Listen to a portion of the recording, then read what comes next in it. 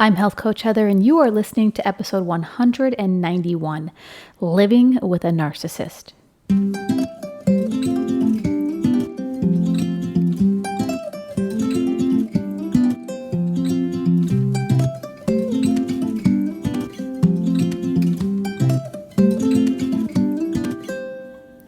You are listening to the Nourished Connections podcast, hosted by Health Coach Heather, master health coach and wellness educator specializing in family health.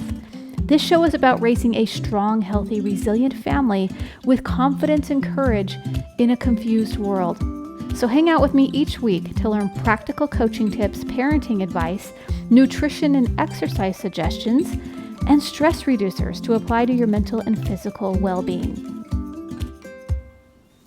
Hello, my beautiful friends. How are you doing today? Well, we're into September now, and this means we've kicked off college football. So the college football in my house is just the best time of year ever. And for me, it's all about the fun foods and using my Traeger grill and getting out and just cooking and barbecuing and canning. It's all the amazing, wonderful things I love to do outdoors. Starts to happen, kicks it off in September. So I just want to mention that I do have a YouTube channel called Nourished Connections. If you're not subscribed or following me on that channel, I highly recommend you head over there. I'm giving fun videos, tips, and tricks every day just to up-level your family's connection, your overall family health, both mentally and physically, strengthen your relationship with your spouse, and so much more. Some yummy recipes and exercises and all kinds of things over on that channel. So be sure to go over to Nourished Connections with Health Coach Heather, and I hope you find it over there. Sometimes it's hard to put that in the search and just find it, but hopefully it comes up for you. If not, reach out to me. I'll help you find it. This week's podcast topic, I decided to pull the narcissist card out because this is just such a buzzword. Everywhere you go, people are leaving all kinds of relationships because they claim that the person is a narcissist. So what I want to do in this podcast episode is really define what a narcissist is. Let's make sure we know for sure what it is, and we're not just throwing it out there and putting it on people without truly understanding exactly what it is.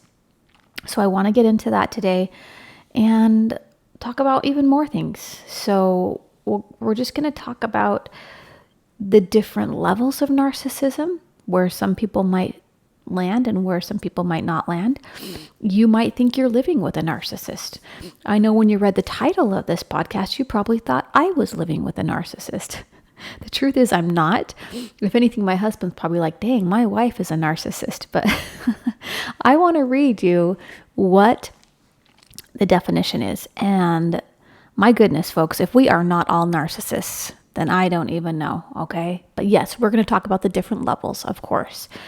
So a narcissist is a person who exhibits narcissism, a personality trait characterized by an inflated sense of self-importance, a deep need for excessive attention and admiration, a lack of empathy for others, and often an excessive preoccupation with fantasies of unlimited success, power, beauty, or brilliance.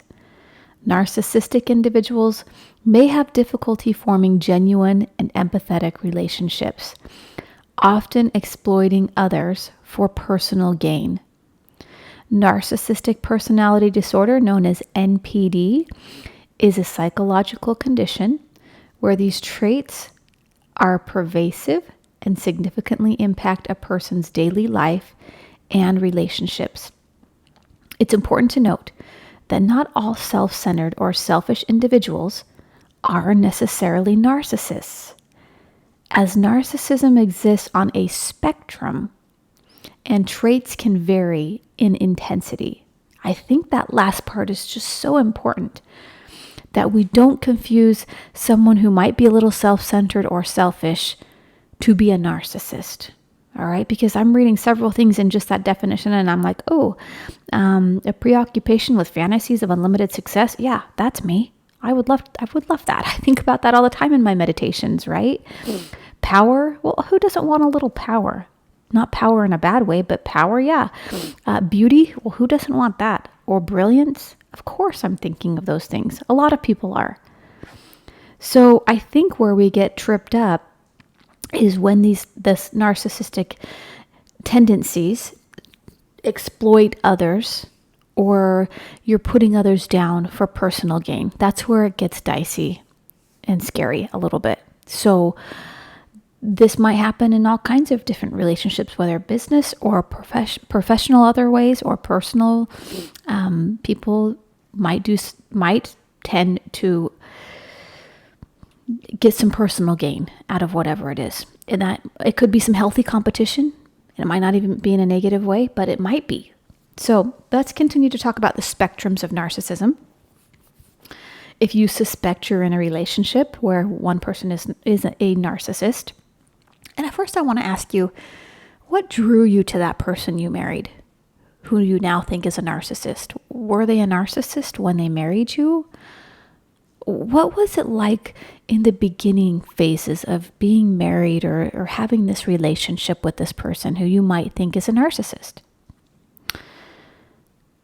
And why did you change your thoughts about this person to now think that they have changed so much to be narcissistic, and maybe they actually have, to not being the person they were when you married them? And can you go back to finding those feelings and those thoughts you had for that person and developing a relationship with them, even if they have some tendencies that might look narcissistic, but it might actually just be self-centered or selfish in some ways, and we can work with that person. That person might be willing to even do some counseling or couples therapy with you, or just want to communicate or understand. And we owe it to that person to give them that opportunity to change. Because who are we not to forgive and to be so judgmental and critical that we don't look inward at ourselves and find where we might be narcissistic too, where we might have issues too that are hard to deal with. And if we don't look inward at ourselves, but we're only looking at the other person and now we're putting this label on them, that's really not fair to them, is it? And on the other hand, you really, really might be in a dangerous situation where narcissism is, I don't want to say dangerous, but it's destroying a lot of things that you can't repair and you can't fix. And you've tried to communicate and you've tried to go to therapy and do all these things and help your partner understand that they've got these tendencies and they still just don't see it. They don't realize it and they're not making the changes. And it's really a struggle for them. But you'll know, because every relationship is different. So let's talk about the spectrums of narcissism, okay? And I suspect a lot of people will see the title and listen to this podcast episode, because everybody and their dog out there on social media and everywhere else is literally throwing this word around like it's candy. And not only like it's candy, but like it's the worst thing in the world. Like you should never marry or know a narcissist person, or you're doomed for life. Like it's really being thrown out there like that to me. And I'm like, hold on a second. Can we work with this person? Can this person change? Can we get this person some help? Especially with my background in neurofeedback in the brain and brain health. Especially if you live somewhere where you can do some neurofeedback sessions on a consistent basis and understand the areas where your partner might see that it is narcissistic of you to say or do certain things. Can you communicate that to bring awareness to the situation for your partner so that they can see it too? It's going to take some humbling of both persons, dropping the ego to be able to see what's going on, to repair and fix a relationship where one person is just gung-ho on this person is narcissist and you should feel bad for me and I'm a victim and I need to get out. Do you see what I'm saying? Like, we got to be real careful here. So let's talk about the different levels. There's healthy narcissism. So what is this? Well, at the lower end of the spectrum, healthy narcissism refers to a moderate level of self-confidence, self-esteem, and self-interest. People with healthy narcissism have a balanced view of themselves and others. They can assert themselves when needed, but are also capable of empathy and forming healthy relationships. Okay? So if the person that you are claiming is a narcissist does have a few healthy relationships and close relationships in their life, we can't really put that term on them, can we? Because that's not fair if we know that they can be empathetic and can form relationships. Adaptive narcissism is the next one on the spectrum here. We've got in the middle of the spectrum, adaptive narcissism refers to the ability to use narcissistic traits in a functional and adaptive way. This might involve self-promotion in a professional context or assertiveness when necessary without harming others or relationships. Okay, so that's probably me, right? That's probably any business owner, any coach, any service type business person, because they're out there with confidence, really, but it's being portrayed as narcissism to some people, but it really just is confidence in the work that they do. And so we self-promote, right? We got to market ourselves in a professional context, and we're assertive this way when necessary, but we're not harming our relationships. So that is called adaptive narcissism. And then there's narcissistic personality traits. We go further up the spectrum, and some individuals exhibit narcissistic traits without meeting the criteria for narcissistic personality disorder, NPD. So they may display occasional self-centeredness, a need for validation, or a lack of empathy in certain situations, but not to the degree where it significantly impairs their life or relationships. Again, folks, I can see me in that category too. I can see so many people that I know that are in that category. We need validation. Sometimes we get a little self-centered, right? But we're not significantly impairing relationships or even on purpose. It might happen a little bit here and there, but hopefully we become aware and we pull back. But it's not diagnosed as NPD. Now we take it up to the extreme here, the narcissistic personality disorder, NPD, at the extreme end of the spectrum. This is where we have narcissistic personality disorder. And this is diagnosed when an individual consistently exhibits a pattern of narcissistic traits that significantly impair their daily life and relationships. So again, it's impairing their life. Their life is in shambles, and all their relationships. So this includes an inflated sense of self-importance, a constant need for admiration, a constant need, a lack of empathy, and a tendency to exploit others. Okay? I do know a gentleman within the ham radio community who is like this, but he does also care deeply about people, and he's trying. You can tell he's really trying to ask people questions and understand what they like and who they are as a person. So I can't even really categorize him as like the NPD, right? So this would have to be something that they've gone to a psychologist, they've been diagnosed. If they have not been diagnosed, you cannot, in my opinion, call that person a narcissist. You have no right to. It's not been diagnosed. Go to a professional with this person you love. Hopefully they're willing to do that with you, and get it diagnosed so you know for sure before you go throwing that word out on people. Okay? It's important to remember that not everyone who exhibits narcissistic traits or behaviors has NPD. Many people may display narcissistic tendencies from time to time, and these traits may not be problematic unless they become pervasive and disruptive to one's life and relationships. Diagnosing NPD should be done by a mental health professional based on specific criteria outlined in the Diagnostic and Statistical Manual of Mental Disorders. Very important there. So I guess we don't have empathy for narcissistic people if we think about it, if we're just kind of labeling them like that.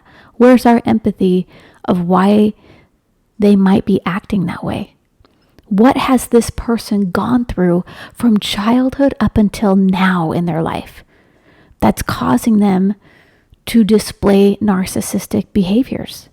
And how are we so judgmental and not forgiving and loving and kind towards what they might have gone through in their life? Which is a shame, and that's not to be a guilt trip on us that we have to stay in a relationship either. I'm not saying that.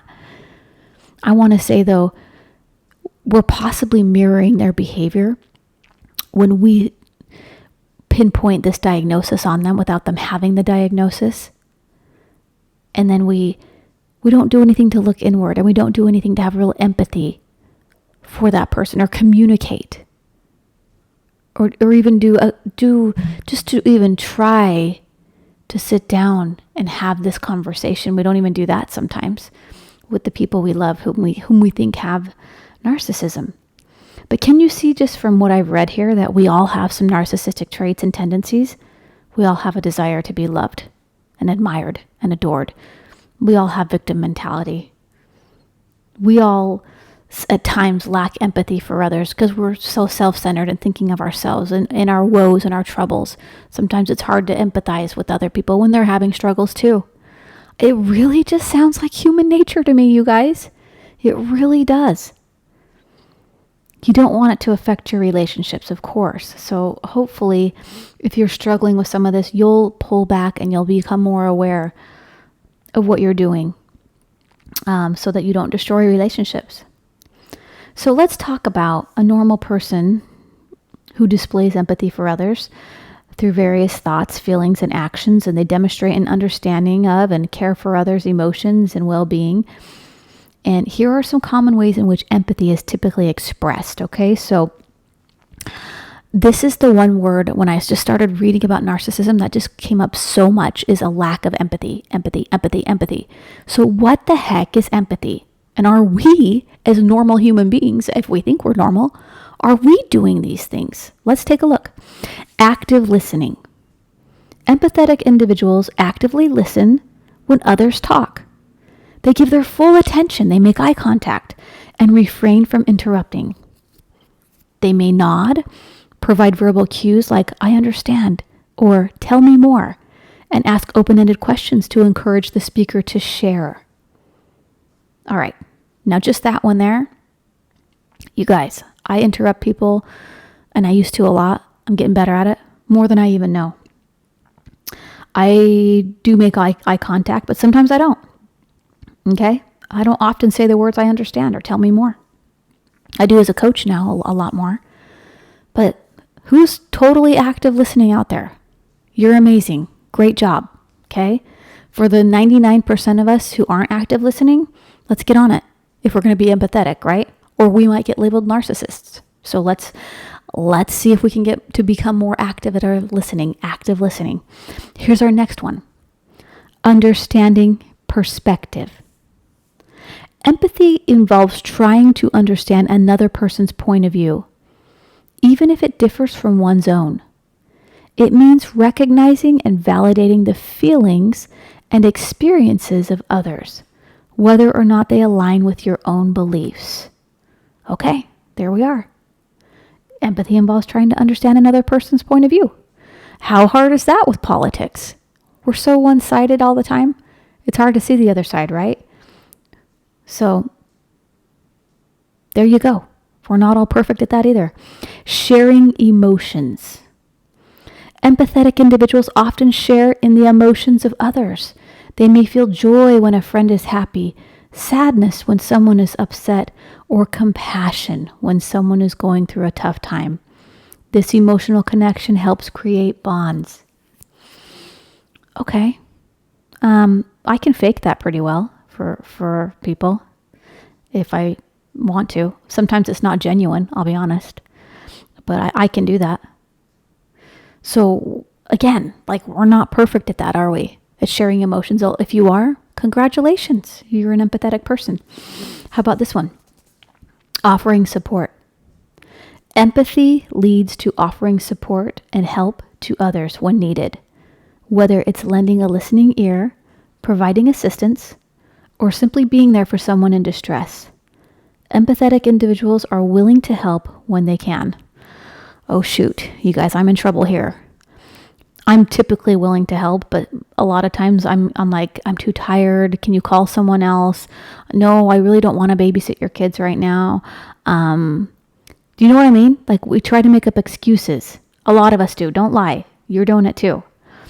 But we're not always there like we could be as empathetic individuals. Wow, this whole word empathy, there's a lot to it, right?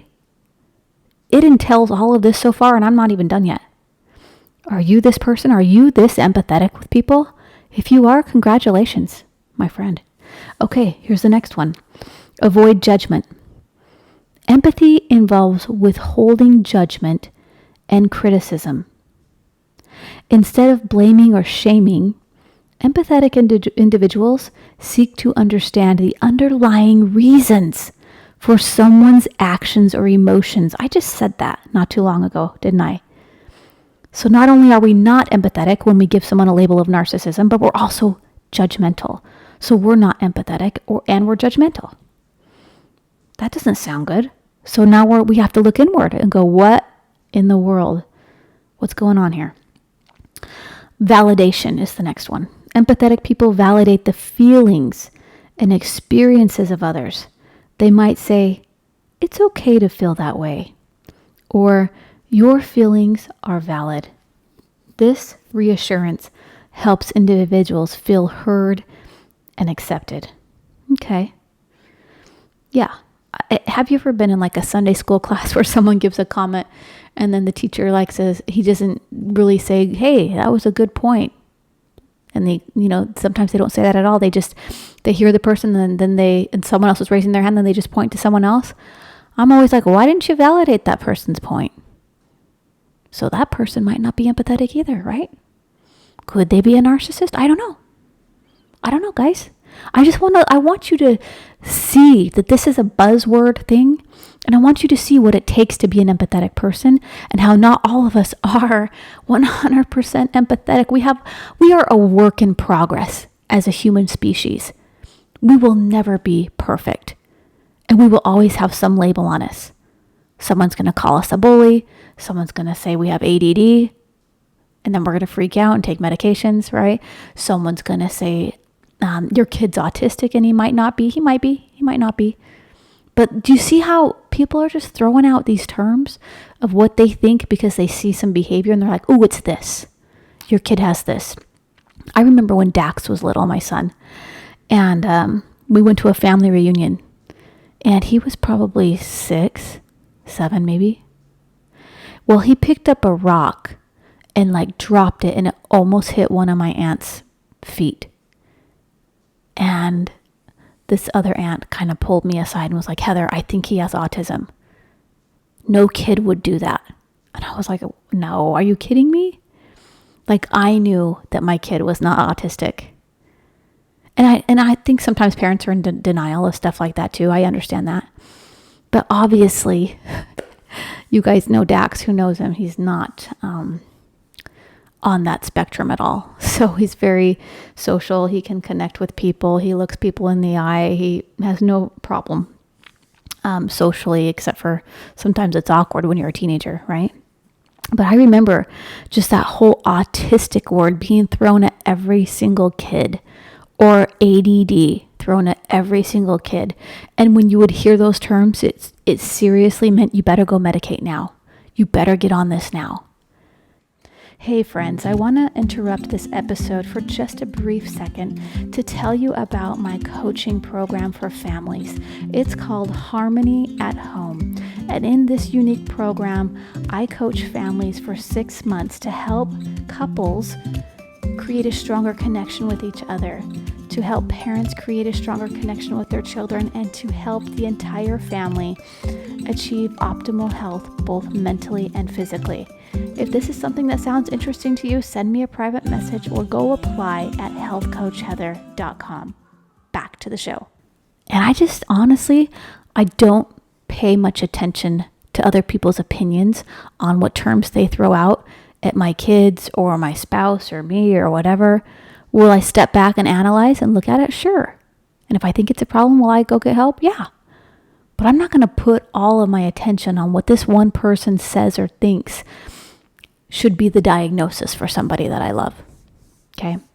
All right. So there's the validation piece. Now, how about kindness and compassion for empathetic individuals? Okay. Because empathetic individuals often show kindness and compassion through small acts of kindness or gestures of support.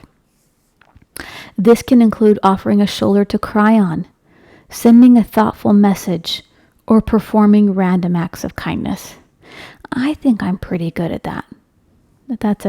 That's one I think I got. So at least I got that going for me. Okay, here's another one. Helping in times of need. Empathy leads to offering practical help when someone is facing challenges or difficulties. This could involve providing resources, assistance with tasks, or emotional support. Okay, so I'm also not always great at that. I want to. I'm just low on time. I can't always just drop what I'm doing to go help people like I want to. I really do. All right, respecting boundaries. Empathetic individuals respect the boundaries of others. They don't push people to share more than they are comfortable with. And they recognize when someone needs space. Well, as a coach, I've been taught to push boundaries to help people get out of their own way. So I gotta say, I'm not great at that one, okay? Empathy in conflict resolution. Even during disagreements or conflicts, empathetic individuals strive to understand the other person's perspective and feelings. They approach conflict resolution with empathy, seeking common ground and compromise. Gee, guys, I'm not great at that one either. I do try, though. I mean, there's times I'm good and times I'm not. So, I'm probably 5 out of 10 in each category. I'm getting there, but I'm a work in progress, y'all. I'm not done yet. I'm only 41. I'm going to live to be over 100, right? So I'm not even halfway through my life. I am a work in progress. Empathy is a fundamental human trait that's going to help build positive relationships. It's going to help foster understanding, and it's going to create a more compassionate and caring society. So we all should be working on all of these traits with empathy, okay? It can be cultivated and developed through self-awareness, practice, and a genuine desire to connect with and support others. But you need to communicate your needs with the person so that they know and they can work on it. And you can talk about it. You can go get help together. You have to communicate this. So let's talk about empathy and narcissists. So narcissists typically struggle to express genuine empathy due to the nature of the NPD, the disorder, which is characterized by an excessive focus on oneself, a lack of empathy for others, and an inflated sense of self-importance.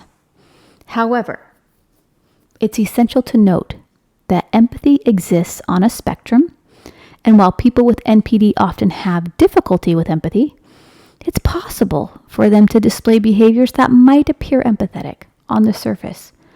And here are some ways narcissists may express empathy. Okay, so there's surface level empathy. So narcissists may mimic or imitate empathetic behaviors they've observed in others, especially in social situations. They might offer sympathetic words, nod, or make facial expressions that appear empathetic. But these actions are often insincere and motivated by a desire to maintain a certain image. Okay, so yeah, they might have some of that. But they might also have like some deeper levels too, but they might have this one on a higher level. Selective empathy. Narcissists may show empathy selectively, typically when it benefits them or aligns with their agenda. For example, they might express concern for someone if it helps them gain admiration or support. Okay, so again, it all is a self-centered thing, okay? Instrumental empathy. Narcissists might use empathy as a tool to manipulate others. They can appear empathetic to gain trust, exploit vulnerabilities, or achieve personal goals. Well, folks, this is all our politicians, right? This form of empathy is calculated and self-serving. Empathy as a means of control. In some cases, narcissists may use empathy to control or manipulate people emotionally. Again, this is the media and this is our society of politicians. They might pretend to understand someone's feelings only to later use that information against them. Well, that sounds like Satan himself, doesn't it? He does that to people all the time. Empathy in the idealization phase. In the early stages of a relationship, such as during the idealization phase of a romantic relationship, narcissists can appear highly empathetic and attuned to their partner's needs. This is often part of the manipulation tactic to secure the person's admiration and loyalty. Okay, there you go. Empathy with conditions. If a narcissist believes that expressing empathy will lead to personal gain or admiration, they may offer empathy conditionally. Their empathy may disappear if they perceive that it no longer serves their interests. Okay, so that's empathy with conditions. Empathy lacking consistency. Empathetic gestures from narcissists are inconsistent and often short-lived. They may offer support briefly, but lose interest or become dismissive when the focus shifts away from them. That's me kind of when I'm defensive, right? So we did that whole podcast on defensiveness. It's important to recognize that these expressions of empathy by narcissists are typically superficial and lack the genuine care, concern, and consistency that characterize empathy in healthy individuals. Individuals with narcissistic personality disorder may struggle to develop true empathy due to their deep-seated need for validation, self-centeredness, and difficulty seeing the perspectives and feelings of others. As a result, building meaningful and empathetic relationships with narcissists can be challenging. So I want to talk now about staying in a relationship with a narcissist. Should you do it? Should you not do it? Let me just talk about this with you for a second. Let's see if we can't come to some conclusions here. Staying in a relationship with a narcissist can be a complex and challenging decision, and it depends on various factors, including the severity of the narcissistic traits, the impact on the individual, and the willingness of both parties to seek help and make changes. I got to repeat that. The willingness of both parties to seek help and make changes. If both parties are willing, I don't see why someone can't change and why we shouldn't give them a chance. Here are some considerations. The severity of narcissistic traits. Okay, the severity of narcissistic traits can vary significantly from one individual to another. Some people may exhibit narcissistic tendencies but still be capable of change and personal growth. Others may have narcissistic personality disorder, NPD, which can be more challenging to address. We talked about getting that diagnosed, didn't we? So let's also talk about another consideration, the impact on the individual. Because it's crucial to assess how the relationship with the narcissist is affecting your well-being, your emotional health, and overall quality of life. Now, just those 3 things right there, if you have a life coach, we can definitely change your thoughts around all of this, and you can still have an incredible life exactly where you are. And just knowing that it's not the circumstance that's causing you all the pain, it's your thoughts about it. And really, we can get your needs met in other ways, and you can still have an amazing relationship. I just want to offer that is available to you. But if the relationship is causing harm, emotional distress, or compromising your own self-worth and happiness, which again, I think the harm piece is challenging. You might have to look into that deeper, but your own self-worth and happiness, life coaching can help you with that. You can be in any situation you want and still have self-worth and happiness. But it's saying that, you may want to reconsider staying in it. And this is why I think people get out of it so fast before getting some good coaching around their thoughts. They might go to a therapist and the therapist might tell them to leave, so they leave, versus really working on themselves, really doing the personal growth and development to change their thoughts and get their needs met and learn how to communicate, learn how to love better, learn how to love themselves. I mean, that could be the deepest level of personal growth. If you're not in any harm or danger being with this person, I don't see why we can't go back to a place where you were when you first married them and you felt so much love, or you wouldn't have married this person, right? Unless you got into it for the wrong reasons. But again, okay. The willingness to change here. So for a relationship with a narcissist to have a chance at improving, both parties need to be willing to acknowledge the issues and work toward positive changes. This often requires the narcissist to seek therapy or counseling to address their narcissistic traits, and it may involve couples therapy to work on relationship dynamics.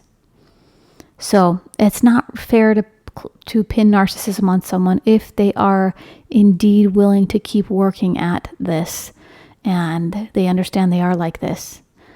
We can help people. We can change them. All right, setting boundaries.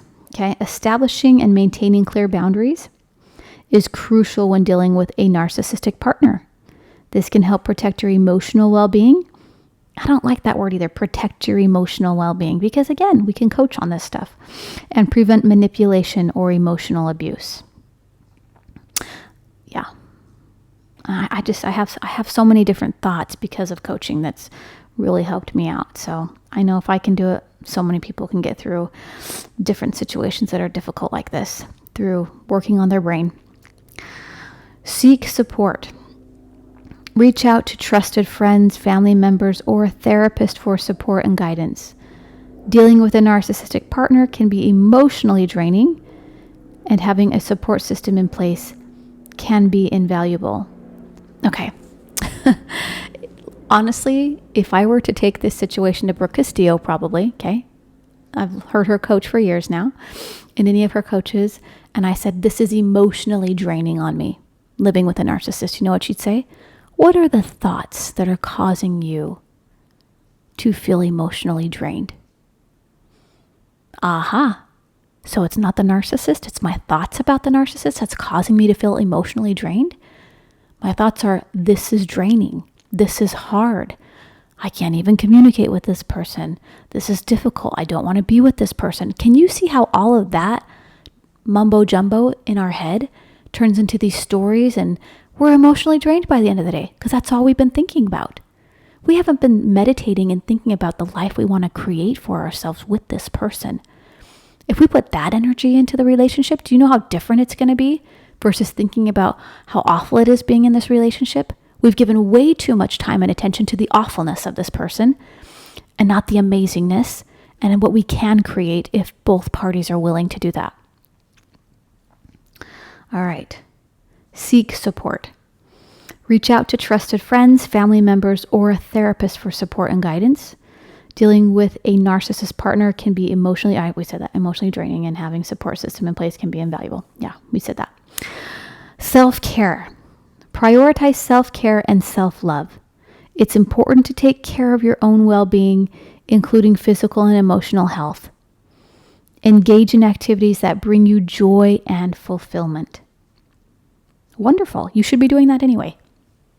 How often do I preach self-care to my clients? All the time. Are you getting chiropractic adjustments? Are you getting massages? Are you eating healthy? Are you getting 7 to 9 hours of sleep? Are you drinking half your body weight in water? Are you giving up soda and sugar and things that are toxic to your body? Your brain will think clearer. You'll have more patience and love as you get rid of that stuff and you bring in all the good stuff. You will be surprised at your tolerance level and how much you can love people deeper when you're not putting a bunch of toxic crap in your body, okay? And you're taking care of yourself. All right, consider a professional. Couples therapy or counseling, life coaching can be beneficial when both partners are willing to work on the relationship. Individual therapy can also help individuals cope with the challenges of being in a relationship with a narcissist. And then the last tip is to just know when to walk away.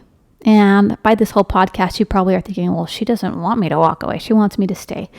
I'm also not saying that totally either. I get it. If the narcissistic partner is unwilling, this is the key right here. They're unwilling to change. They consistently engage in harmful behavior. Harmful. This is not emotional harmful. This is harmful. Maybe physical, okay?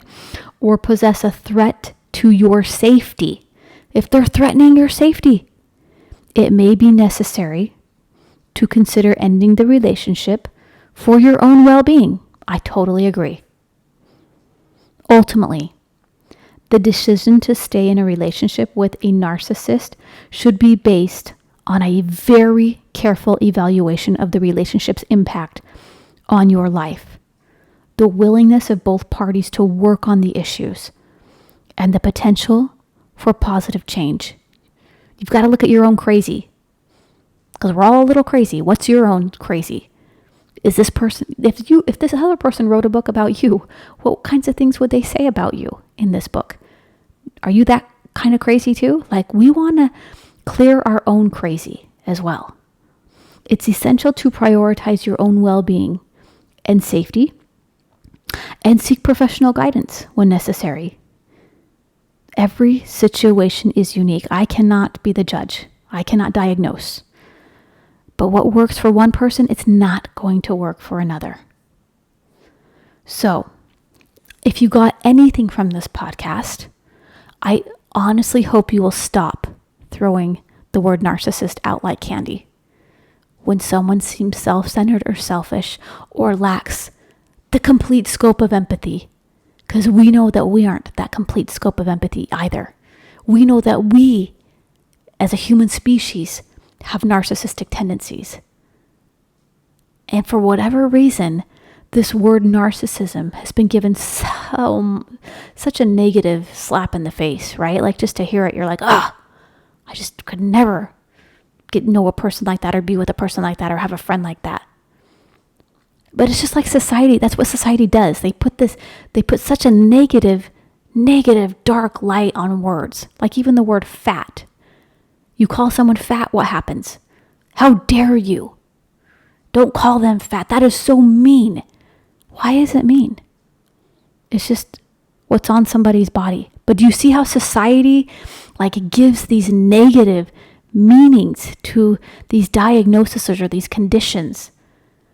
And they've programmed us to leave, to walk away, to end a relationship because we obviously are the victim here and this can't be resolved or fixed. That's not true. Again, if both parties are willing, we have to look inward and give it our best shot. It's only fair to the person. And you would hope that if the situation was reversed, you would be given that same consideration and respect. You would. Okay? So, I hope that this was helpful in that sense, that we just treat other people kindly. And for whatever reason, if we do think someone's in danger, we get them out, we get help, we do whatever we can. But we love unconditionally. We continue to love, we continue to pray for those people, continue to try to help people to just be more compassionate, more empathetic.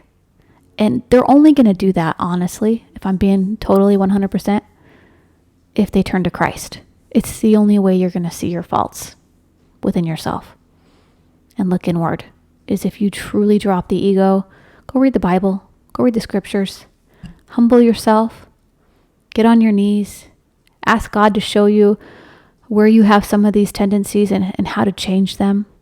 Start engaging in more meditation, more mindfulness practices. You'll gain awareness of this. You can get over this. You can change. I believe anybody can change if they're doing the right things with their body that promote self-repair and healing. And it's going to really be getting those toxic things out of your body, out of your life for good. And that's overcoming the natural man too, because the brain wants the dopamine hit. The brain wants what it wants. Can't tell you how many times I try to help people get healthier, but they do not want to give up their vices. They do not want to work on their mental health that way. Give them a pill, anything, but don't take away the vice. And this is where we have to get a hold of that natural man within us, shake him out, humble ourselves, and make the changes necessary to become who we need to be in this life. And then, of course, we just get to expand that in the next. So here we go, folks. Let's learn how to live with these personality types. Let's learn to see it within ourselves and make the changes necessary. And I hope that this was helpful for you. And if you'd like to join my webinar, I have a free webinar coming up on the 26th of September. It is called Stress Busters. I'm going to give you my top tips for reducing stress in your life. So that might help you too, if you're feeling a lot of overwhelm and stress right now. All right. Have a beautiful week, my friends. And if you'd like some coaching, go to healthcoachheather.com. You can apply for my coaching program there.